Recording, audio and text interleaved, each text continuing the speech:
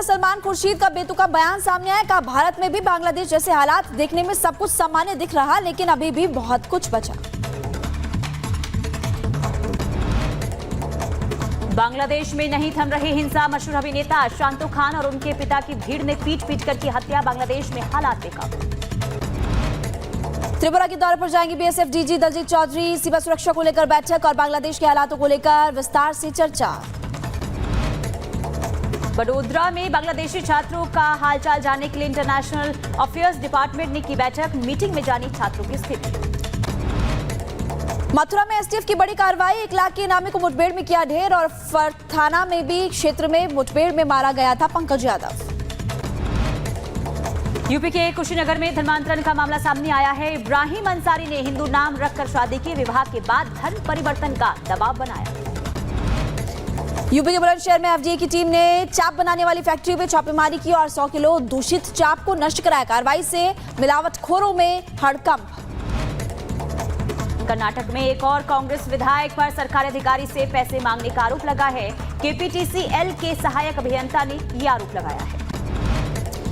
उत्तर प्रदेश के मुजफ्फरनगर में स्कूल अध्यापकों की लापरवाही सामने आई। छुट्टी होने पर अध्यापकों ने बच्चों को बंद कर दिया। अध्यापकों के खिलाफ परिजनों में गुस्सा।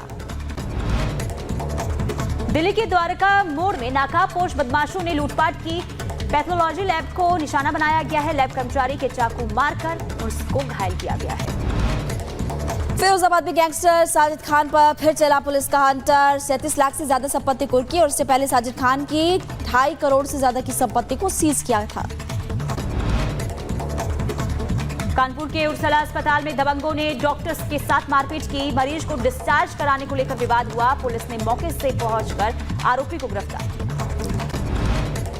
बुलंदशहर में ग्रामीणों ने एक हमलावर को पकड़कर धुनाई कर डाली। वीडियो वायरल हुआ। 2 बाइकों पर आए थे आधा दर्जन हमलावर। बुलंदशहर के खानपुर में स्कूल से घर जा रही छात्रा के साथ छेड़छाड़। बाइक सवार 2 शोहदों ने की छेड़छाड़। विरोध करने पर मारपीट की। पुलिस ने दोनों आरोपियों को गिरफ्तार किया है। एमपी के शिवपुरी में डॉक्टर की दबंगई का मामला सामने आया। दलित युवक को जूते से पीटने का आरोप। वीडियो वायरल होने पर पुलिस ने डॉक्टर पर SC/ST एक्ट और मारपीट का मामला दर्ज किया।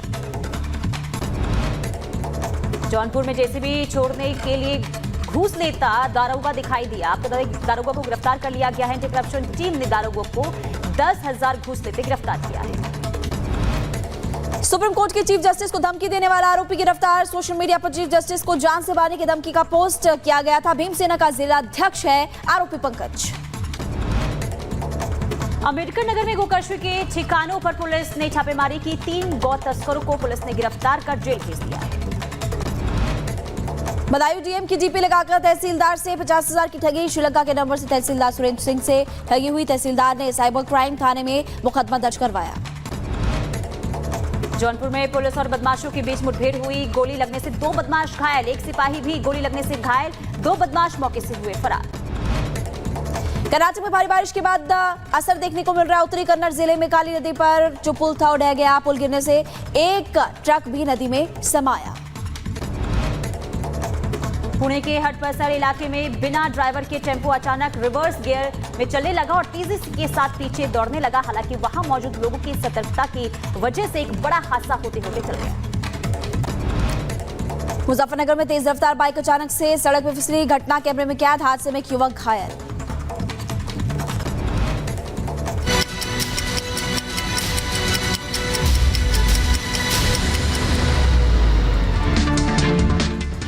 और करीब 48 घंटे से ज्यादा का वक्त बीत जाने के बाद भी बांग्लादेश में स्थिति सामान्य होने का नाम नहीं ले रही है। दरअसल सिंगल राहुल आनंद के घर पर तोड़फोड़ की तस्वीरें भी सामने आई हैं। राहुल आनंद के घर पर तोड़फोड़ की गई है बांग्लादेश में और वो तस्वीरें भी सामने आई हैं। इसके पहले हमने अलग अलग जगहों पर आपको दिखाया था कि कैसे हंगामा हो रहा है और अभी आप देख सकते हैं कि सिंगर राहुल आनंद के घर पर तोड़फोड़ की गई है। आगजनी हुई है, हंगामा किया गया है।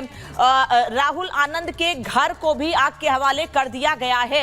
एक तरफ बांग्लादेश में अलग अलग जगहों पर लगातार लोगों पर, दुकानों पर हमले किए जा रहे हैं। यहां तक कि घर में रखा हुआ सामान तक लूट लिया गया है। पिछले दिनों प्रधान प्रधानमंत्री आवास पर भी इसी तरीके से घुसकर लूटपाट की गई थी। खाने का सामान, तमाम रसोई में घुसकर तमाम चीजें खाने पीने की, उसके वीडियो भी सामने आए थे। साथ ही ये भी जानकारी मिल रही है कि वाद्य यंत्रों को भी नुकसान पहुंचाया गया है। 3000 से अधिक वाद्य यंत्रों को तोड़ा गया है। राहुल आनंद जो कि जाने माने फेमस सिंगर है बांग्लादेश के, और केवल बांग्लादेश में ही नहीं बल्कि दुनिया भर में अलग अलग जाकर परफॉर्म भी करते हैं राहुल आनंद, और उनके घर पर तोड़फोड़ की गई है। घर को आग के हवाले किया गया है, वाद्य यंत्रों को नुकसान पहुंचाया गया है। जानकारी मिल रही है कि 3000 से ज्यादा वाद्य यंत्रों को नुकसान पहुंचाया गया है। बांग्लादेश के बड़े नामों में, साथ ही केवल देश में ही नहीं बल्कि दुनिया भर में राहुल आनंद का बड़ा नाम। राहुल आनंद पूरे दुनिया भर में अलग अलग जगहों पर जाकर परफॉर्म करते हैं, और ऐसे में उनके घर पर आगजनी जहां पर कोई सुरक्षा नहीं थी, कई सवाल खड़े करती है। और देखिए, बांग्लादेश में सियासी हत्याओं का दौर लगातार जारी। आवामी लीग की बात करें तो 20 नेताओं को मारा गया है। इस बड़ी खबर की जानकारी आपको देंगे और आपको कैसे हत्याएं की जा रही है। नेताओं के परिवार के लोगों की भी हत्याएं की गई। अब तक करीब 29 लोगों की मौत की पुष्टि की जा चुकी है। आवामी लीग के 20 नेताओं के शव मिले। अब तक करीब 29 लोगों की मौत की पुष्टि भी की गई है। सिंगर को मारा गया। और देखिए, लगातार जो वहां की बड़ी हस्ती है उनको भी लगातार निशाना बनाया जा रहा है। और ऐसे में देखिए, आम जनता का वहां पर क्या हाल होगा जब इतने हाई प्रोफाइल लोग, जब वही सुरक्षित नहीं है, जब उनके शव मिल रहे हैं, उनको मारा जा रहा है। तो आप सोचिए वहां की आम जनता का इस वक्त क्या हाल हो रहा होगा। नेताओं के परिवार के लोगों की भी हत्याएं लगातार की जा रही है। उपद्रव के बाद बांग्लादेश की अगर बात करें तो देखिए, वहां पर हालात बिल्कुल भी ठीक नहीं है।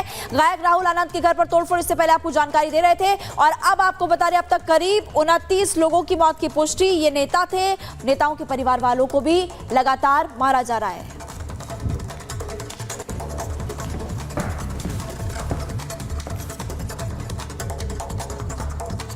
और जो तस्वीरें सामने आ रही हैं उससे एक बात तो साफ है कि बांग्लादेश में हालात लगातार एक एक दिन जैसे जैसे बीत रहा है, हालात लगातार खराब होते जा रहे हैं। और इस हालात खराब होने के पीछे शेख हसीना भी जिम्मेदार विदेशी ताकतों को बता चुकी हैं। अब उनके बेटे सजीव वाजिद भी ये कह रहे हैं कि जो स्थितियां बांग्लादेश में बिगड़ी हैं उसके पीछे अमेरिका का ही हाथ है, और उसको लेकर नाराजगी भी लगातार सामने आ रही है। रिपोर्ट देखिए।